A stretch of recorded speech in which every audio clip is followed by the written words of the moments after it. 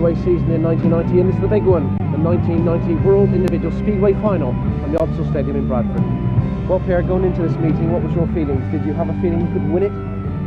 Yeah, I mean, you go to the World Final to win it, and well, I've been doing quite good all the qualifying all the way up there, so I felt quite sure I could do it. I mean, if everything went all right.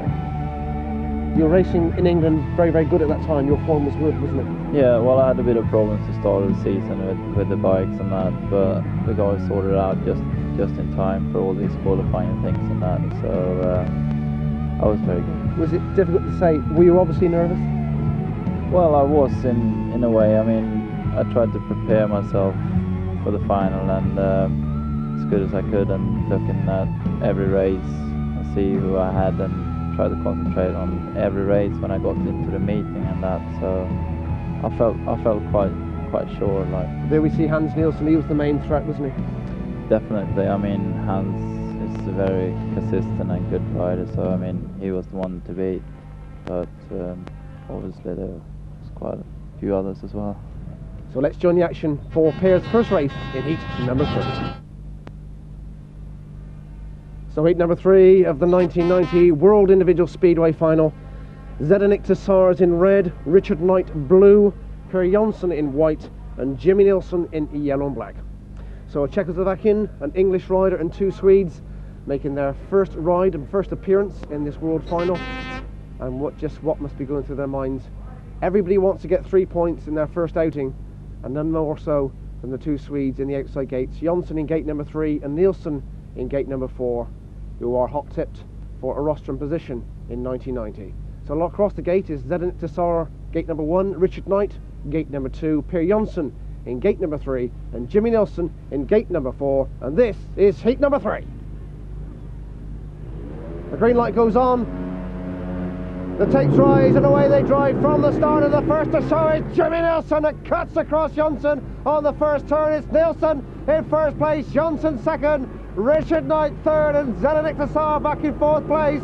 But it was Jimmy Nilsson who just had the drop on his fellow countryman as they drove into that first turn. So Jimmy Nilsson leads, Jonsson second, still Richard Knight back in 3rd place, making his debut, of course, in this World Final. So Jonsson's got it all to do. Jimmy Nilsson knows what he's going to do. That's stay in 1st place. 2 laps gone of heat number 3. Nilsson in yellow and black in 1st place, Jonsson white second. My word, all the eyes are on these 2. As Jonsson now comes up very, very close to Jimmy Nilsson with 1 more lap to go. Nilsson first, Jonsson second. Have we got a finale in store for us? As Jonsson comes up, makes ground. Nilsson on the inside. Jonsson drives up on the outside with the turn. Cuts back on Jimmy Nilsson. There he comes. It's Jonsson that gets in 1st place. Nilsson is second. And my word, the crowd go absolutely berserk as Jonsson takes a drive on the outside and cuts back on Jimmy Nilsson and takes a 3 point at the checkered flag. Well, take us through that manoeuvre, Pierre. Exactly what was going through your mind? Well, I was chasing Jim, and I saw where he was riding, and I tried the lap before, I tried on the outside, and Jimmy saw that, so I knew I had to cut back and come under him coming out, and he missed the corner there a bit, so I had to make room and go by. Who's going to win the title tonight? Per Jonsson. So at that stage, Pierre, you were very confident having 3 points already in the bag. Yeah, I mean, that's the important thing in the World Final. I mean, in every meet you do, I mean, to win the first race, so you know, well, you're in there. So the next one was heat number 5, and this time it was Henrik Gustafsson and Hans Nielsen. Let's take a look at the action. So heat number 5 of this 1990 World Individual Speedway Final. The lineup: Henrik Gustafsson red, Hans Nielsen blue, Roman Matusek white, and Per Jonsson yellow and black on the outside. Gustafsson and Jonsson both first-time winners of their first races, so something's got to give in heat number 5. The tapes rise and away they go, and it is Gustafsson yet again. Hans Nielsen, Gustafsson leads at the moment, but just then Jonsson drive round the outside. Jonsson picks up drive and drove round Henrik Gustafsson. Hans Nielsen relegated to 3rd place, which is not good news for the Danish contingent here at the large Odsal Stadium. But Per Jonsson is breathed some space between him and Henrik Gustafsson in 2nd place. Hans Nielsen still third, and Roman Matusek back and forth with 2 laps gone. Jonsson it is that leads. Henk Augustusson still in second place, and Hans Nielsen surely, if he drops 2 points here, well, he's going to struggle then to get back into the reckoning. Jonsson, just what must be going through his mind? He's just beaten his fellow countryman Jimmy Nielsen, and now the challenge of Henk Augustusson has disappeared, and Hans Nielsen, as he comes round to collect 3 more points, it's Per Jonsson that wins. Henk Augustusson second, and Hans Nielsen third. So another good scalp for you there, Per, in heat number 5. Yeah, I mean, I made a good run on the outside of both Henrik and Hans. I mean, Hans missed the start a bit and Henrik took him out, and I just had to go out there and hit the dirt and then drive around, and so it was a good first corner and an important race as well. So heat number 11 is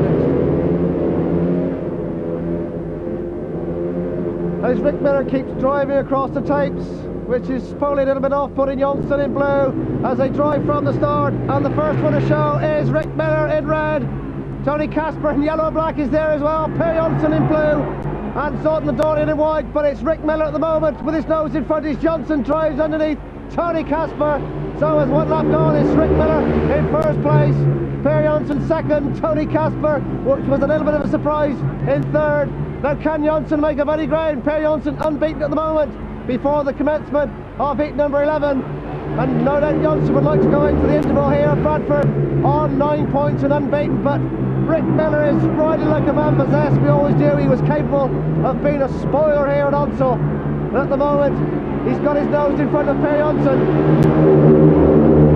Are we in for another breathtaking finale?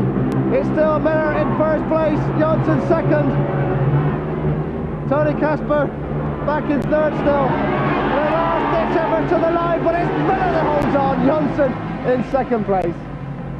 Was that a big disappointment to you, Per, at that stage, dropping a point? Yeah, I mean, I've been watching this race after the final and that, and I made 2 mistakes. I mean, the last bend there, I shouldn't have gone on the outside, I should have died under him instead. And well, it's a few things that you think and what you can do after and that, but I mean, it's important to keep your head cold and just concentrate on every race you do, not to take one at a time. So let's join the action at the crucial heat number 16 when Per Jonsson meets Todd Wiltshire and Sean Moran. So the scene then is set for a classic in heat number 16. Per Jonsson going into gate number 1 in red, Todd Wiltshire, his fellow teammate of course in red in 4X races in the Sunbright League in blue, Martin Dugard white, and Sean Moran from the USA on the outside in yellow and black. The starting marshal walks away, the green light's on, the tapes rise and away they go, and it's Jonsson that's got the drop. It's Jonsson in first place, Moran coming around the outside, Moran cuts back on the inside of Jonsson and comes through. Moran is through, so is Todd Wiltshire, and Jonsson is relegated to the third, and Bronson comes through on Wiltshire. The lead has changed hands 3 times already, and now Jonsson drives underneath John Moran. Moran's back on it, my word, breathtaking speedway. Moran in first place, Jonsson second, Wiltshire third, and what surprises have we got left for us? Moran it is, Sean Moran just with his nose in front, Per Jonsson second, Todd Wiltshire third, and it's all action in heat number 16, which has turned out to be a real cracker. Sean Moran looks over his shoulder to see where Jonsson is. It's the last lap of heat number 16. Sean Moran, Per Jonsson, and Per Jonsson driving up the inside. Has he got anything left? Sean Moran, has he got the speed to hold on? It's Sean Moran that wins. Jonsson second. Well, another point drop, Per. What was your feelings after heat number 16? Well, I knew I just had to concentrate on my next race, and then, like I said, you have to just take one heat at a time. And the way I was feeling when I was riding against Sean, I rode much faster than him, and well, I just had to make sure that I had to win my last race to know that I was still in it. At this stage of the race, Perry, you were actually in third place and had to come from the back. Yeah, well, I had Todd try to stop to block me a bit there, but I had to drive, so I got past him. And when I dived under Sean in this corner here, I had a bit too much speed, so I passed the corner a bit, and then Sean was in the dry and just turned on the inside. So I mean, it was good racing. So I mean, the track was terrific to race on as well. I mean, it was superb. So fair play. He won that race fair and square. So it's an absolutely fabulous race up here. What's it like to actually ride in a race like that? Well, it's nice when you race against each other, when you know you can sort of hit the drive, and well, it's a nice feeling as well. That's what speedway is all about. I mean, that's when you're enjoying it the most. So you dropped 2 points at this particular stage. You knew the crucial race, your final outing, was very, very important indeed, wasn't it? Yeah, I mean, Sean has got Hans in the next one, so I was hoping Hans was going to beat Sean. So I just had to hope he did that. So. Let's just take a look at the last two bends of this heat, number 16. What was going through your mind now, Pierre? Well, I cut in and then tried to dive under Sean, but Sean sort of knew where I was coming, so he went on inside as well. So there wasn't really any room for me to come under him. Otherwise, what I should have done instead was to try to dive on the outside of him, getting all the speed I could. So there we are, Sean Moran winning heat number 16, Per Jonsson second. At that stage, it was Per Jonsson on 10 points. Also along with him was Sean Moran. He also was on 10 points, so it was really bubbling up to be quite an exciting world final. There we are, the 2 points, two riders on 10 points, and it was really bubbling up at that stage, wasn't it, Per? Yeah, it was. I mean, I just had to concentrate on my last ride, and I knew I had to win that one, no matter what the other riders did. I mean, to win that one, I had to win, so I could have a run off or whatever. So I just sat there in the pits and tried to concentrate on that. But there we see Hans Nielsen was also on 9 points, not that far behind, but it was crucial heat number 17 when Hans Nielsen met Sean Moran. Here we go, let's take a look at heat number 17. So the starting marshal calling them in for heat number 17. Hans Nielsen red, Rick Miller blue, Sean Moran white, and Zednik Tassar in yellow and black, and all eyes are really on the riders in red and white. From Per Jonsson's point of view, Sean Moran has got to drop points, and from America's point of view, Sean Moran has got to win. This is heat number 17. The green light's on. The referee is holding the tapes for a long, long time.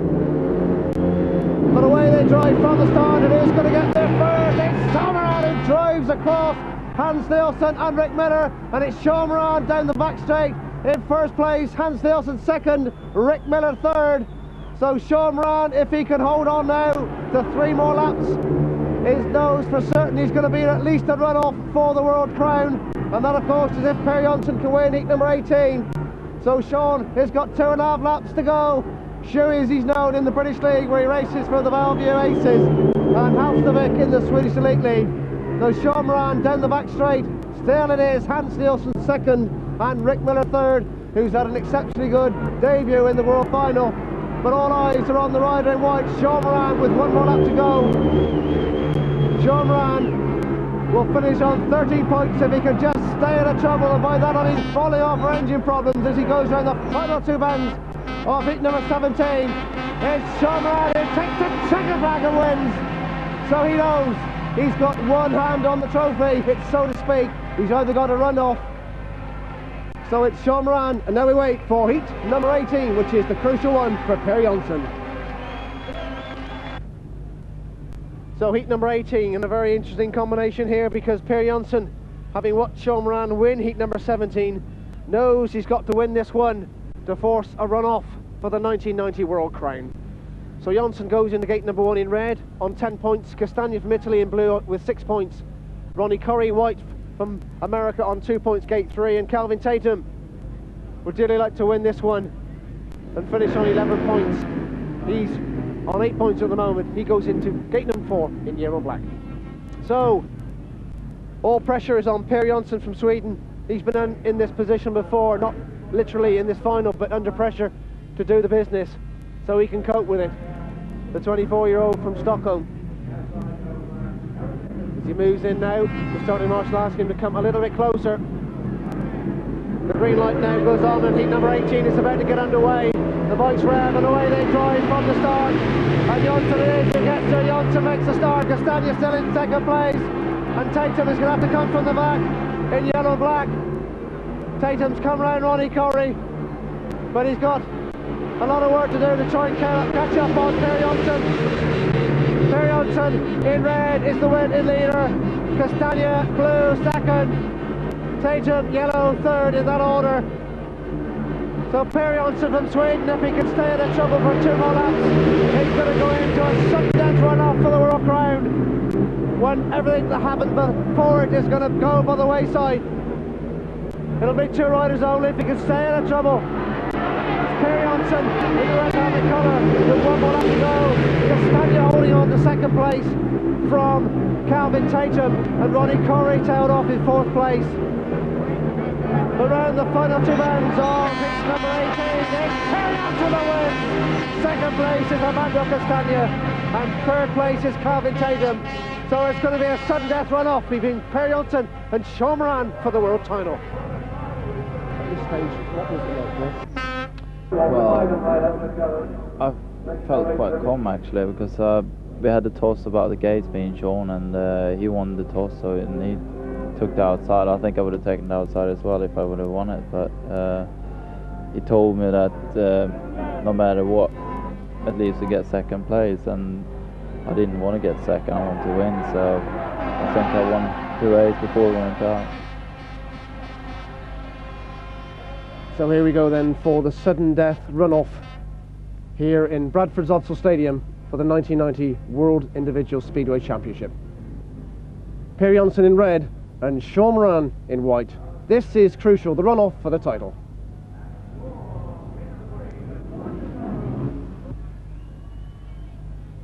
The atmosphere is absolutely electric. You could hear a pin drop in this stadium. There's a 28,000 wait with bated breath for the tape to rise on heat number 21. And away they go. And it's Jonsson who's there in pole position. Per Jonsson from Sweden's there. Sean Moran is 2nd place. This is how it was in heat 16 before Moran came from the back. But it's Jonsson now, coming up with 1 lap gone. Per Jonsson from Sweden. Sean Moran 2nd place.